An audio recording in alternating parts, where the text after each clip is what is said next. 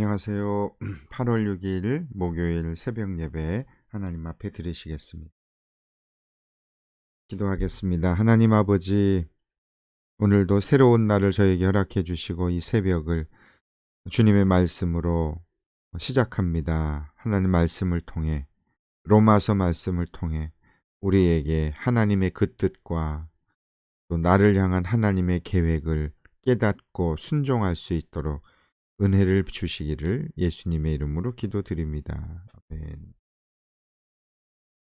오늘 말씀은 로마서 7장 7절에서 25절입니다. 로마서 7장 7절에서 25절. 그러면 우리가 무엇이라고 말을 하겠습니까? 율법이 죄입니까? 그럴 수 없습니다. 그러나 율법에 비추어 보지 않았다면 나는 죄가 무엇인지 알지 못하였을 것입니다. 율법에 탐내지 말아라 하지 않았다면 나는 탐심이 무엇인지를 알지 못하였을 것입니다. 그러나 죄는 이 계명을 통하여 틈을 타서 내 속에서 온갖 탐욕을 일으켰습니다. 율법이 없으면 죄는 죽은 것입니다. 전에는 율법이 없어서 내가 살아 있었는데 계명이 들어오니까 죄는 살아나고 나는 죽었습니다. 그래서 나를 생명으로 인도해야 할 그 계명이 도리어 나를 죽음으로 인도한다는 것이 드러났습니다. 죄가 그 계명을 통하여 틈을 타서 나를 속이고 또 그 계명으로 나를 죽였습니다. 그러므로 율법은 거룩하며 계명도 거룩하고 의롭고 선한 것입니다. 그러니 그 선한 것이 나에게 죽음을 안겨 주었다는 말입니까? 그럴 수는 없습니다. 그러나 죄를 죄로 드러나게 하려고 죄가 그 선한 것을 방편으로 하여 나에게 죽음을 일으켰습니다. 그것은 계명을 방편으로 하여 죄를 극도로 죄답게 되게 하려는 것이었습니다. 우리는 율법이 신령한 것인 줄 압니다. 그러나 나는 육정에 매인 존재로서 죄 아래에 팔린 몸입니다. 나는 내가 하는 일을 도무지 알 수가 없습니다. 내가 해야겠다고 생각하는 일은 하지 않고 도리어 해서는 안 되겠다고 생각하는 일을 하고 있으니 말입니다. 내가 그런 일을 하면서도 그것을 해서는 안 되겠다고 생각하는 것은 곧 율법이 선하다는 사실에 동의하는 것입니다. 그렇다면 그와 같은 일을 하는 것은 내가 아니라 내 속에 자리를 잡고 있는 죄입니다. 나는 내 속에 곧 내 육신 속에 선한 것이 깃들여 있지 않다는 것을 압니다. 나는 선을 행하려는 의지는 있으나 그것을 실행하지는 않으니 말입니다. 나는 내가 원하는 선한 일은 하지 않고 도리어 원하지 않는 악한 일을 합니다. 내가 해서는 안 되는 것을 하면 그것을 하는 것은 내가 아니라 내 속에 자리를 잡고 있는 죄입니다. 여기에서 나는 법칙 하나를 발견하였습니다. 곧 나는 선을 행하려고 하는데 그러한 나에게 악이 붙어 있다는 것입니다. 나는 속사람으로는 하나님의 법을 즐거워하나 내 지체로는 다른 법이 있어서 내 마음의 법과 맞서서 싸우며 내 지체에 있는 죄의 법에 나를 포로로 만드는 것을 봅니다. 아, 나는 비참한 사람입니다. 누가 이 죽음의 몸에서 나를 건져주겠습니까? 우리 주 예수 그리스도를 통하여 나를 건져주신 하나님께 감사를 드립니다. 그러니 나 자신은 마음으로는 하나님의 법을 섬기고 육신으로는 죄의 법을 섬기고 있습니다. 아멘. 네, 로마서 7장 7절에서 25절까지 말씀 읽었습니다. 예, 어제에 이어서 우리 계속해서 율법과 그리고 하나님이 우리에게 허락해 주신 은혜의 법, 그 차이를 지금 나누고 있고요. 이제 드디어 로마서 8장을 앞두고 성경에서 로마서 8장이 마치 로마서 8장은 다이아몬드에 비유를 한다면 반지의 보석의 다이아몬드라고 비유한다면 로마서 8장은 그 다이아몬드 보석의 가장 중심에 해당한다 이렇게 말할 정도로 로마서 8장을 향해서 지금 1장부터 7장까지 오는 거거든요.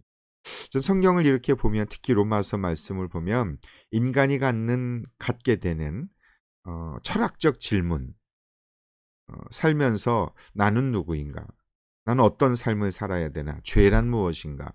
인간이란 무엇인가?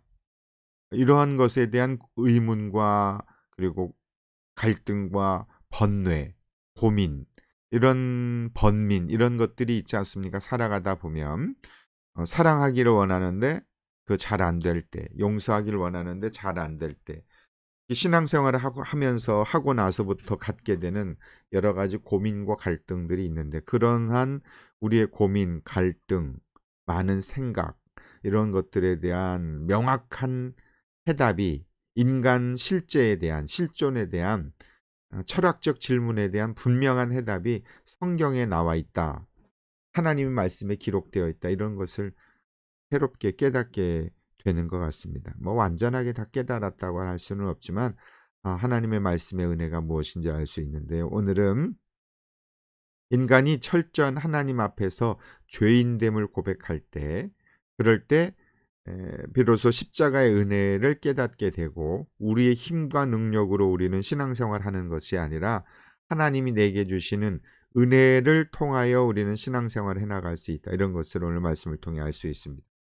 어저께 말씀을 통해서 우리는 어, 전 남편과 그리고 새로운 남편에 대한 어, 바울의 비유를 들었지 않습니까?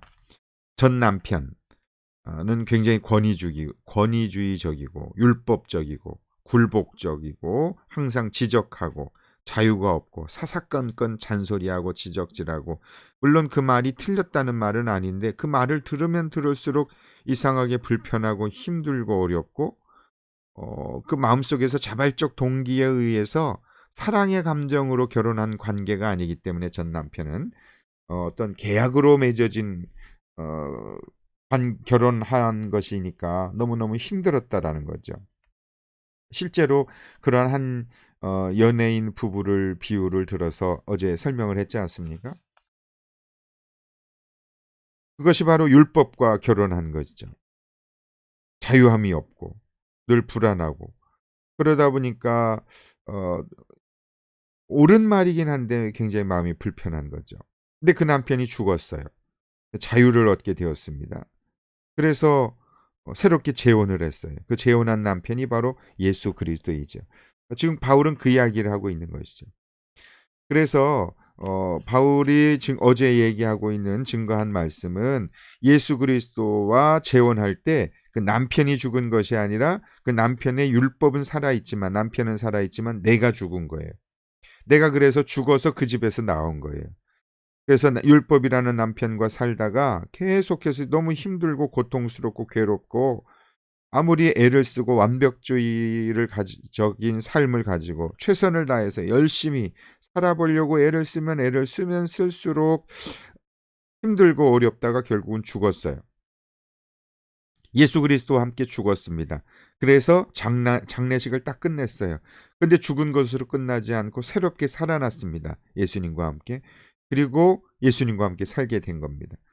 근데 새로운 남편 되신 예수님께서는 우리를 그러한 억압과 통제와 강요와 불편함으로, 그런 결혼 관계가 아닌 에, 자유함 속에서, 진정한 사랑의 관계 속에서 결혼 생활을 하게 된 것이죠. 그래서 기쁨과 감사가 있어요. 무엇인가 얘기를 해도 불편하지 않는 그런 관계가 되어 버린 것이죠. 바울은 그렇게 우리는 예수 그리스도 안에서 새로운 관계 속에서 살아가게 됐다. 그런데 자꾸 옛날 트라우마가 있는 거예요.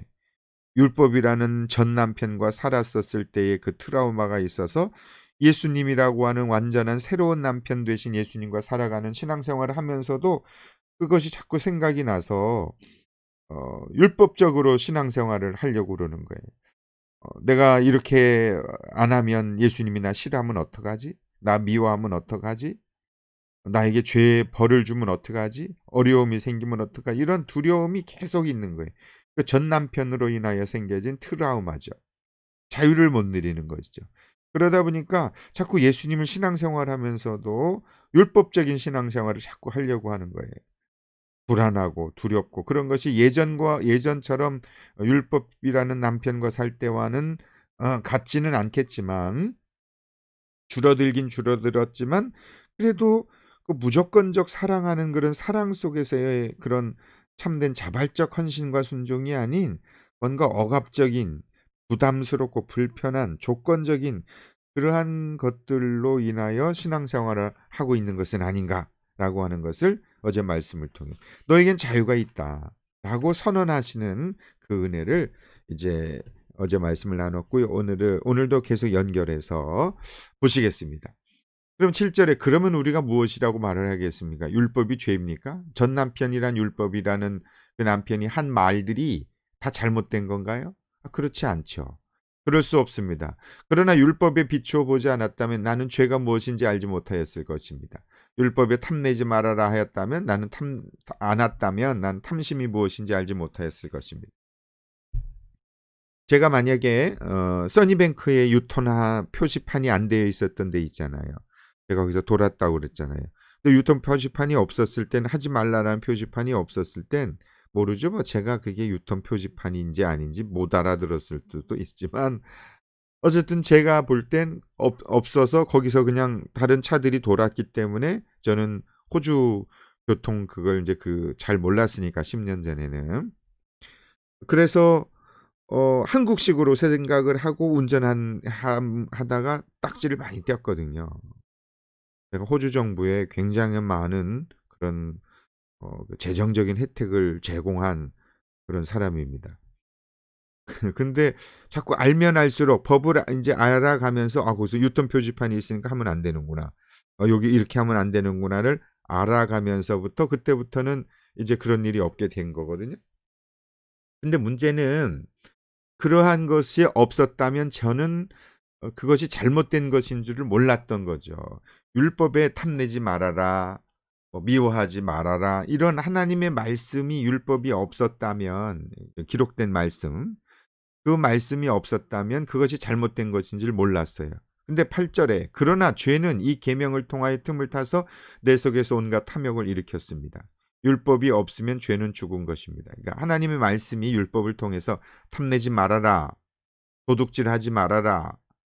간음하지 말아라. 이런 게 없었으면 그게 잘못된 것인 줄 모르고 살아가다가 그게 딱 그걸 알게 되니까 그것을 통해서 이거 내가 잘못 살고 있구나라고 하는 것을 알게 된 거예요.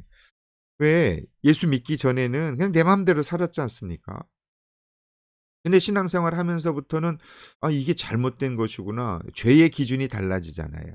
옛날에는 뭐 미워할 수 있지 뭐. 내 마음대로 사는 거지 뭐.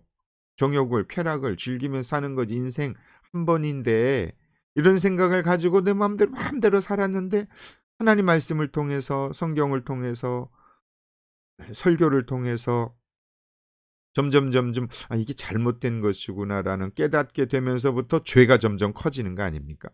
까만 동네 사는 사람들하고 살 때는 뭐 약간 회색으로 살아간다고 해서 무슨 티 납니까? 그냥 너나 나나 다 까만데 죄인들 속에 살아가면 세상 속에 살아가면 그게 차이가 안 나요. 그런데 하얀 바탕으로 딱 들어오면 나의 죄가 확 드러나는 거죠. 이게 내가 잘못됐구나. 문제가 있구나. 그러면서 마음속에 자꾸 가책이 생겨지는 거죠. 지금 그 이야기를 하고 있는 것입니다. 율법이 없으면 죄는 없는 거예요, 죄가. 죄라는 개념이 생기지 않는 것이죠. 전에는 율법이 없어서 내가 살아 있었는데 계명이 들어오면서 죄는 살아나고 나는 죽었습니다. 그래서 나를 생명으로 인도해야 할 그 말씀이 도리어 나를 죽음으로 인도한다는 것이 드러났으면 자꾸 절망이 되는 거예요. 힘든 거예요. 어려운 거예요. 이거 거룩하게 살아야 한다는 것은 아는데 말씀대로 살아야 한다는 것은 아는데 그게 안 되는 거죠. 11절에 죄가 그 계명을 통하여 틈을 타서 나를 속이고 또 그 계명으로 나를 죽였습니다. 죄의식이 자꾸 생겨나는 거죠. 중앙선을 넘으면 안 된다라는 것이 없으면 뭐 마음대로 중앙선 넘어가는 건 문제가 안 되죠. 근데 중앙선이 딱 생겼어요. 근데 저 중앙선을 넘어가면 저쪽으로 빨리 갈 수 있는데 저기 돌아 가지고 오려고 그러니까 힘들어. 불편해. 보고 경찰이 없으면 거기 넘어가고. 그런데도 마음속에 이거 이렇게 하면 안 되는데. 이런 생각이 들잖아요. 그런 거 안 들면 이상하죠. 그쵸? 그런 게 들죠. 그쵸? 이거 내가 이러면 안 되는. 그 양심의 법이 자꾸 그거마저도 없는 사람이 있어요. 하여튼. 아무렇지도 않게 법을 어기는 사람이 그러나 대부분의 사람은 그런 마음에 가책이 된다라는 것이죠. 그렇다면 그 유턴하지 말아라 또는 중앙선 넘지 말아라 그러는 게 잘못된 겁니까? 그건 우리를 지키기 위해서 만들어 놓은 법 아닙니까? 하나님의 법도 탐내지 말아라. 뭐 그런 것 말씀은 잘못된 게 아니잖아요. 그러므로 율법은 거룩하고 계명도 거룩하고 의롭고 선한 것입니다. 그 율법 그 자체가 문제가 된 건 아니에요. 전 남편이 이렇게 하면 안 된다. 저렇게 하면 안 된다. 엄격하게 통제하고 지적하고 하는 것은 사실은 엄격하게 통제하고 지적한 것은 그 말이 맞는 말인데 문제는 내 안에 사랑이 없는 거예요. 그 말에 순종하고 싶은 마음이 안 드는 거예요. "하지 마라." 그렇게 얘기하면 또 하고 싶은 거예요. "너는 잘하냐?" 이런 마음 생각이 들어서 율법이 얘기하면 얘기할수록 마음에 불편함이 있었던 것이죠. 그래서 전 남편과의 관계가 굉장히 힘들고 어려웠던 겁니다. 즉 사랑이 없는 결혼 관계는 힘들고 어려운 거예요. 그냥 다른 사람들이 보니까 연예인 부부이니까 방송에 나와서 방송을 해야 먹고 사니까 인고 부부처럼 하지만 그 속사정 안으로 들어가면 부부는 집으로 들어오면 사랑이 없으니까 계속 갈등과 다툼과 분쟁이 일어나는 거죠. 힘든 거죠. 그것을 잊기 위해서 술을 먹고 마약을 하고 그러면서 또 다른 사람들 앞에선 포장된 모습으로 하려고 그러니까 그게 분열이 일어나는 거 아닙니까? 힘든 거죠. 그런 것처럼 하나님의 말씀이 옳은 것은 아는데 그 하나님의 은혜와 사랑을 알지 못하니까 너무너무 힘들고 어려운 것입니다. 그러나 그 하나님 말씀 자체가 나쁜 것은 아닙니다. 그러니 13 절에 그 선한 것이 나에게 죽음을 안겨 주었다는 말입니까? 그럴 수는 없습니다. 그러나 죄를 죄로 드러나게 하려고 죄가 그 선한 것을 방편으로 하여 나에게 죽음을 일으켰습니다. 절망을 가져오는 거죠. 계명을 방편으로 하여 죄를 극도로 죄답게 하려는 것입니다. 그 율법이 없었다면 계명이 없었다면 우리는 죄가 죄인 줄 몰랐는데 그 계명으로 인하여 아 우리가 죄라는 것을 알게 되었고 깨닫게 된 것이죠. 그런데 안 된다라는 죄책감이 심해지면 심해질수록 자꾸 몸이 굳어지고 불편한 거죠. 우리가 거룩한 그리스도인의 삶을 살려고 하면 할수록 지금 이제 우리 이 새벽 예배 드리는 우리는 어쨌든 하나님의 은혜를 어느 정도 아는 뭐 완전하진 않지만 알잖아요. 그래서 내가 이대로 살아야 한다는 것은 알아요. 근데 그러면 그럴수록 죄책감이 점점 더 커져요. 술을 끊어야지. 술 먹으면 안 된대. 담배 피우면 안 된대. 교회 다니는 사람은 술 먹으면 안 돼. 담배 피우면 안 돼. 교회 다니는 사람은 이러면 안 돼. 이렇게 자꾸 뭔가 교회 다니는 사람들, 기독교인들 이러한 것이 우리에게 억압이 될 수 있어요. 11조 해야 돼. 성경에 써 있어. 만약에 그렇게 계속 제가 교회 다니는 사람은 11조 해야 됩니다. 봉사해야 됩니다. 이렇게 해야 됩니다. 계속 그러면요. 알아요, 알아. 근데 그게 잘 안 돼. 힘들어. 그러다 보니까 신앙생활이 불편해요. 교회 가는 게 부담스러워. 자꾸 잔소리만 듣는 것 같고 내가 그러고 있는 건 아니겠죠? 네, 불편한 거예요. 내 의지로 노력으로 신앙생활하는 것은 어느 정도는 할 수 있어요. 직분을 받으니까 내가 뭐 집사니까, 내가 목자니까, 내가 목녀이니까, 나 교회 오래 다닌 이걸로 내가 나이가 들어서 요걸로는 어느 정도는 하는데요. 길게 못 해요. 지쳐요. 나중에는 나가 떨어지게 돼요. 말이 좀 리얼하죠? 뭐 새벽이니까 나가 떨어져. 지쳐. 포기해. 그래 가지고 나중엔 될 대로 되라라는 식으로 멋째 이렇게 나가는 거죠. 힘들어요. 그렇게는 할 수 없다라는 거예요. 그것은 계명을 방편으로 하여 죄를 극도로 죄답게 하려는 것입니다. 그래서 바울은 14 절에 우리는 율법이 신령한 것인 줄 압니다. 그렇게 살아야 되는 거 알아요. 그러나 나는 육정의 메인 존재로서 죄 아래에 팔린 몸입니다. 내가 하는 일을 나는 도무지 알 수가 없습니다. 내가 해야겠다고 생각하는 일은 하지 않고 도리어 해서는 안 되겠다고 생각하는 일을 하고 있으니 뭐 이런 갈등이 있잖아요. 그렇죠. 제가 목사가 이렇게 해야 된다는 거 저도 알아요. 목사를 기준. 그런데 제가 늘 그렇게 살 수 있는 건 아니더라고요. 그러니까 너무 힘든 거예요. 내가 목사인데. 그러다 보니까 목회자들 중에 그 방송이나 뉴스 같은 데 왜 극단적인 그런 결정이나 선택이나 잘못된 탈선 이런 하시는 분들 있잖아요. 전 어 그 마음이 어떤지는 좀 이해가 가요. 그러니까 다른 사람들이 보여지게 되는 그 모습에 비추어서 산다는 것은 얼마나 힘들고 어려운지 모릅니다. 내 안에서 자발적으로 그게 된다면 쉽죠. 편안하죠. 연예인들이 그렇지 않을까요? 방송 속에 비춰져 인 사람들에게 비춰진 그 모습은 으로 살아가려고 하다 보니 그 마음속에 괴리감을 느끼게 되고 절망을 하게 되지 않겠습니까? 차라리 그 이렇게 예를 들면 개그맨들이 그런 얘기를 한다고 그러잖아요. "사람들 앞에서 웃겨 봐." 이 말이 제일 힘들대요. 웃겨 보라고. 만나면 웃겨 보라고. 아니 그것은 무슨 그냥 일로 한 것이죠. 근데 만약에 그 마음속에 정말 개그적 본능이 있는 사람은 쉽겠죠. 근데 공부해서 노력해서 연구해서 그게 된다면 얼마나 힘들고 어렵겠습니까? 근데 나중엔 그것 때문에 뭐 이렇게 어려움이 생겨서 약 먹고 중단하 이 다 그런 이유거든요. 우리가 신앙생활을 하면서 해야 하는 것은 알지만 믿음으로 살아가야 되는 것은 알지만 그렇게 안 되고 있는 나 자신에 대한 그 절망이 있을 수 있다라는 것이죠. 용서해야 되는 줄 압니다. 근데 용서가 안 돼요. 사랑해야 하는 줄 알아요. 근데 사랑이 안 돼요. 근데 내 힘으로 내 능력으로 사랑하거나 용서할 수 없음을 깨닫게 될 때가 와야 돼요. 지금 그 얘기를 하고 있는 거예요. 절망하게 된 거예요, 바울이. 나는 내가 하고자 하는 그 일을 하나님의 그 말씀의 율법대로 살려고 애를 쓰면 애를 쓸수록 그렇게 사랑하고 살아가게 되지 않고 있는 나 자신에 대한 절망을 한 거예요. 16 절에 내가 그런 일을 하면서도 그것을 해서는 안 되겠다고 생각하는 것은 율법이 선하다는 사실에 동의하는 것입니다.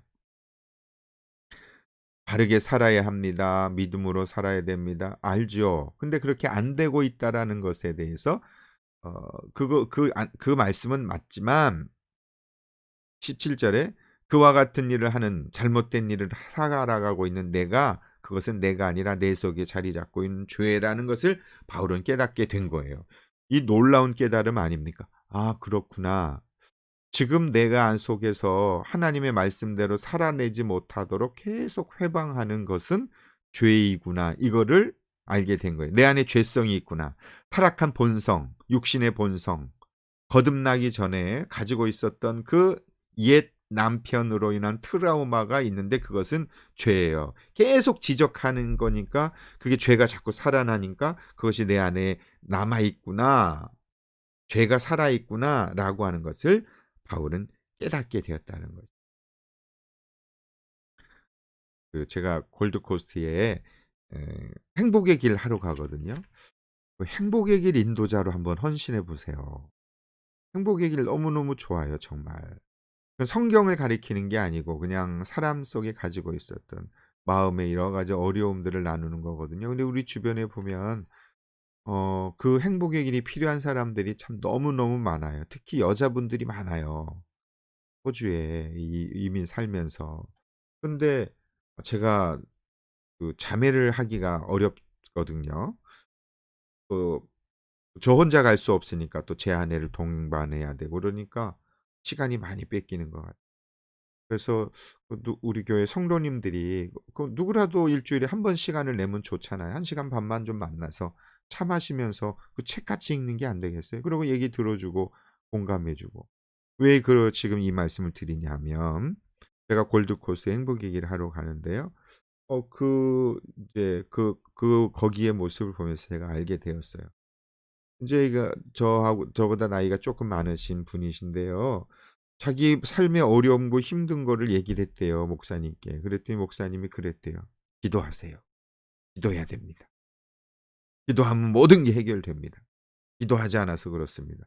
그 얘기 듣고요. 마음이 너무 상처가 되더래요. 아니 누가 기도해야 되는 걸 모르나? 그게 안 되니까 내가 답답하고 힘드니까 얘기를 했는데 기도하지 않아서 그렇다고 얘기하니까 마음이 너무 힘들더라고. 근데 행복 얘기를 하면서 자기 얘기를 하고 그러면 제가 이제 "아 그랬군요. 아 그분이 힘들군요." 배운 대로 하는 거예요 저도. 잘 돼서 하는 건 아니고. 그러니까요. 끝나고 그러더라고요. 자기 너무 마음이 편안하대요. 너무 좋대요. 그럼 자기 주변에 또 자녀 때문에 힘들어서 어려운 분이 있는데 그분이 좀 회복되면 이거 좀 하면 좋겠다고 그렇게 얘기하는 거예요. 제가 새로 깨달았어요. '아 그렇구나. 목회도 너 이게 틀렸어. 이거 잘못됐어.' 계속 그렇게 지적하면 또 굉장히 죄의식만 죄책감만 늘어나지 그게 '은혜는 안 되겠구나.' 이런 걸 깨달았어요. 너무 길어지니까. 다음으로는 8절. 나는 내 속에 곧 내 육신 속에 선한 것이 깃들여 있지 않다는 것을 알게 된 거예요. 나는 선을 행하려는 의지는 있으나 그것을 실행하지는 않고 있으니까 내면에 갈등이 만들어진 것이죠. 나는 내가 원하는 선한 일을 하지 않고 도리어 원하지 않는 악한 일을 하는 나 자신을 발견했어요. 내가 해서는 안 되는 것을 하면 그것을 하고 있는 것은 내가 아니라 내 속에 자리 잡고 있는 죄가 계속해서 하나님의 뜻대로 살지 못하게 회방하는 거죠. 여기에서 나는 법칙 하나를 발견하였습니다. 나는 선을 행하려고 하는데 말씀대로 살려고 하는데 하나님의 뜻대로 살려고 하는데 그러한 나에게 악이 붙어 있다는 것입니다. 내 속에 악이 있다는 것. 죄가 있다. 육신적 타락한 본성을 말하는 것이죠. 그것을 깨닫게 되었습니다라는 것이죠.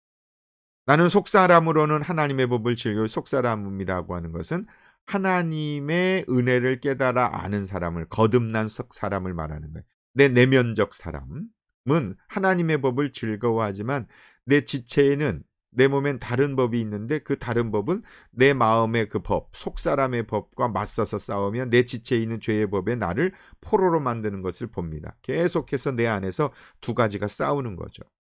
그래서 바울은 나는 비참한 사람입니다. 누가 이 죽음의 몸에서 나를 건져주겠습니까? 절망하게 된 거죠. 이게 필요한 겁니다. 자신의 의지로 자신의 율법과 도덕적 개념으로 윤리적 개념으로 착하게 살고 바르게 사는 것은 할 수 있어요. 어느 정도. 근데 그거 계속 지속하면은요. 나중에는 분열이 일어나요. 절망하게 됩니다. 이 땅에는 내 힘으로 살아낼 수 있는 것이 아무것도 없구나라는 상태가 만들어지거든요. 바울의 고백이 우리의 고백입니다. 그래서 바울이 깨닫게 된 것은 25절에 예수 그리스도를 통하여 나를 건져주신 하나님의 은혜를 알게 된 거예요. 이렇게 나 자신은 마음으로는 하나님의 법을 섬기지만 육신으로는 타락한 본성으로는 죄의 법을 섬기고 있는 내 안에 이렇게 두 가지가 있음에도 불구하고 하나님의 그 십자가의 은혜로 나를 구원해 주신 그 은혜를 깨닫게 된 것입니다. 사랑의 힘, 하나님의 은혜의 힘이 아니면 우리는 어 믿음 생활을 할 수 없습니다.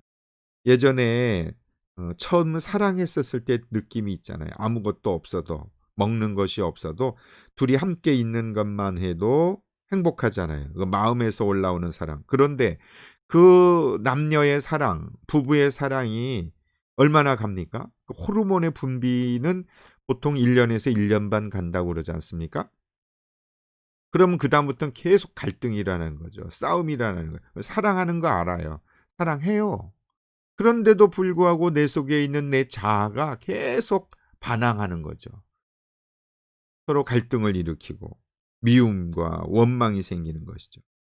그런데 그럴 때 내가 왜 이렇게 난 왜 이럴 수밖에 없지? 난 이거밖에 안 되지?'라는 그런 자신의 밑바닥을 딱 발견하는 순간 예수 그리스도의 십자가의 은혜를 알게 되면 나와 같은 죄인도 사랑하신 그 하나님의 사랑을 알게 되면 그때부터는 사랑이 예전에 그런 사랑과는 달라지는 거죠. 예전의 사랑은 에로스 사랑이었다면 조건적 사랑이었다면 이제는 아가페의 사랑을 깨달은 사람은 하나님의 은혜와 사랑으로 부부가 사랑할 수 있는 것이죠. 그래서 예수를 믿는 가정이 되는 것과 예수를 믿지 않는 사람들의 가정은 전혀 다른 것입니다. 그래서 예수님을 믿고 하나님의 은혜를 통하여 신앙생활을 하면서 물론 그러면서도 끊임없이 우리 안에는 내면적 갈등이 일어나지만 다시 한번 그럴 때마다 우리는 십자가를 바라보는 것이죠. 육신적 사랑을 넘어서 완전한 은혜의 사랑으로 나아갈 때 우리는 진정한 믿음의 삶을 완성의 삶을 살아가게 될 것입니다. 결론입니다. 구원의 감격과 감사를 늘 찾아야 됩니다. 25절을 기억하셔야 합니다. 우리 주 예수 그리스도를 통하여 나를 건져주신 하나님께 감사를 드립니다. 감사를 해야 된다는 건 압니다. 믿음으로 살아야 된다는 건 압니다. 그러나 예수 그리스도를 통하지 아니하면 안 됩니다. 십자가의 은혜가 필요합니다. 그것을 깨닫게 되면 무엇을 하라 하지 말라 이런 것은 의미가 없어집니다. 목숨도 아깝지 않는 그런 헌신을 하게 되는 것, 복음의 능력, 십자가의 사랑, 그것을 깨닫게 되는 것이 너무 중요합니다. 그래서 마음에 갈등이 있고 힘들고 어렵고 그럴 때마다 우리 다시 예수 그리스도를 향하여 나아가야 됩니다. 주님의 사랑을 다시 한번 마음속에 간직해야 됩니다. 그렇게 되면 우리 주 예수 그리스도를 통하여 나를 건져주신 하나님께 감사하면서 기쁨과 은혜와 감사로 살아갈 수 있게 됩니다. 예수 그리스도를 통하여 그 십자가의 구원의 은혜가 무엇인지를 더 묵상하고 그러려면 말씀을 자꾸 읽어야 되겠죠. 하나님 말씀 앞에 나갈 때 우리는 진정한 참된 기쁨의 신앙생활을, 자유로운 신앙생활 해나갈 수 있습니다. 오늘 하루도 그런 하루 되었으면 좋겠습니다. 기도하겠습니다. 하나님 아버지, 오늘 사도 바울이 고백이 우리의 고백입니다. 누가 이 죽음의 몸에서 나를 건져줄 수 있겠습니까? 우리는 우리 스스로에 대해서 날마다 절망하고 그리고 하나님의 말씀대로 살아내지 못하는 우리 스스로에 대해서 자책이 많이 있습니다. 이러한 내적 갈등이 오직 십자가의 은혜와 사랑을 통해서 해결될 수 있음을 믿고 날마다 변함없이 나를 사랑하시는, 내가 잘 되길 원하시고 내가 행복하길 원하시고 내가 기뻐하며 감사하며 살길 원하시는, 온 세상에 나 한 사람밖에 없는 것처럼 나를 사랑하시는 그 하나님의 은혜와 사랑으로 오늘 하루를 승리의 삶으로 열매 맺도록 하나님 인도해 주십시오. 예수님의 이름으로 기도드립니다. 아멘. 오늘 기도하실 때 결단했으면 좋겠습니다. 예수 그리스도를 통하여 나를 건져주신 하나님의 은혜에 감사하면서 이제 그 감사가 넘치는, 감사를 흘러보내는 그런 믿음 생활하게 하여 주옵소서. 행복의 길 인도자로 헌신하십시오.